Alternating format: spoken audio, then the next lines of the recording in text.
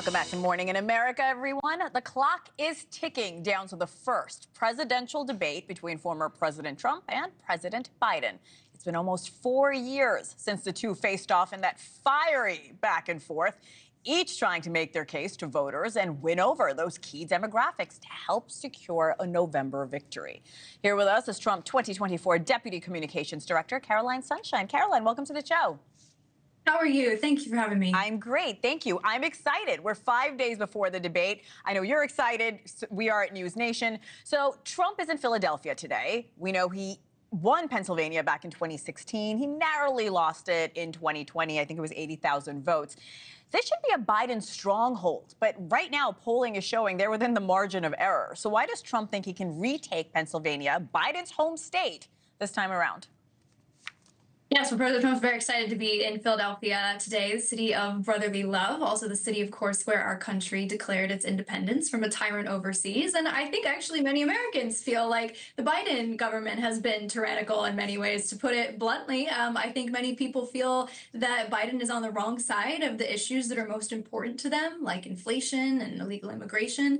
And, you know, we saw a new poll come out just this past week from CBS showing that a majority of Americans, for example, don't want mass amnesty like the two that Joe Biden has signed just this past month. In fact, a majority of Americans, 62%, including a majority of Hispanics, want mass deportations for illegal immigrants. And President Trump has said at previous rallies, I expect him to share the same with this crowd in Philadelphia today, that on day one, he intends to launch the largest criminal deportation in our country's history. And he has a plan to do it by using our terrific men and women of local law enforcement. So I think the reason you're seeing President Trump make inroads with voters who aren't typically part of our base, or places where maybe traditional Republicans, you know, don't go or don't do well, is that President Trump is on the right side of the issues. You know, in politics, they always say, talk about what people care about. We know what the American people care about. President Trump cares about it as well. He's able to offer solutions to the problems that are most important to them. Caroline, any answers on where the money is coming from for this immigration reform that the former president keeps mentioning?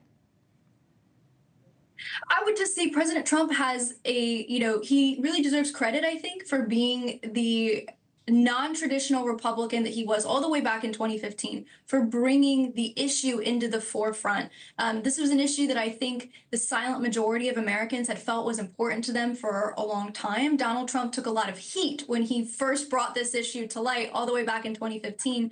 But you look at what's happened under the Biden administration, the numbers, you know, let's get into the actual border numbers, right? The numbers that I think are important to the American people, certainly to the people of Philadelphia, certainly to the people across our country within our MAGA movement. And then, like you said, you mentioned these voters that President Trump's making inroads with who aren't really typically part of our base.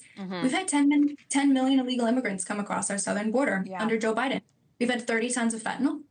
We've had 360 names off the terror watch list. I mean, that is enough fentanyl to be clear to kill every American citizen. It's enough potential to pose a direct national security threat to the homeland. And so, to your point, many voters agree with you. They think immigration and economy, it's their biggest concern. However, we really don't have any answers on who's going to pay for the immigration reform. That's another conversation for another day. Let's talk about the debate. It's this Thursday, the last time Trump and Biden faced off against each other on the debate stage, 2020.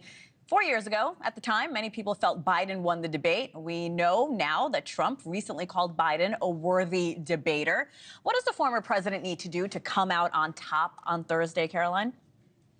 Well, I'll tell you, his preparation involves speaking directly to the American people, which is exactly what he's going to do on that debate stage. As I mentioned, President Trump is in Philadelphia this weekend, speaking directly to the American people. And also, when I say he speaks directly to the American people, sometimes I mean very directly. President Trump also was able to speak with the mother of Rachel Morin just a couple of days ago. Rachel Morin, of course, is a mother of 5 who was allegedly killed by an illegal immigrant who allegedly came into our country from El Salvador illegally, who allegedly crossed here to avoid murder charges back in El Salvador.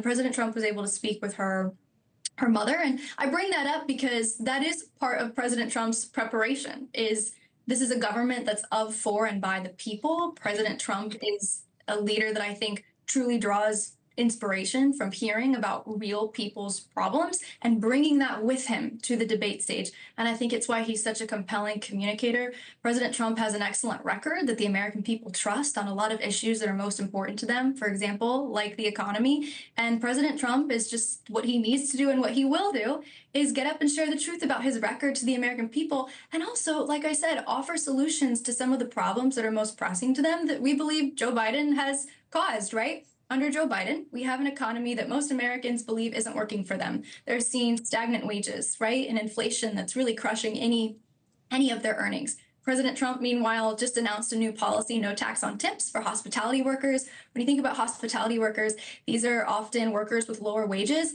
Not taxing their tips, really important to them, right? Same thing. We just saw polling showing that majority of Americans do not want mass amnesties. I think Joe Biden has to explain to the American people then, if this is something that the majority of Americans do not want, why did Joe Biden just sign 2 mass amnesties in the last month, right? Meanwhile, again, we saw what the American people want is mass deportations for illegal immigrants.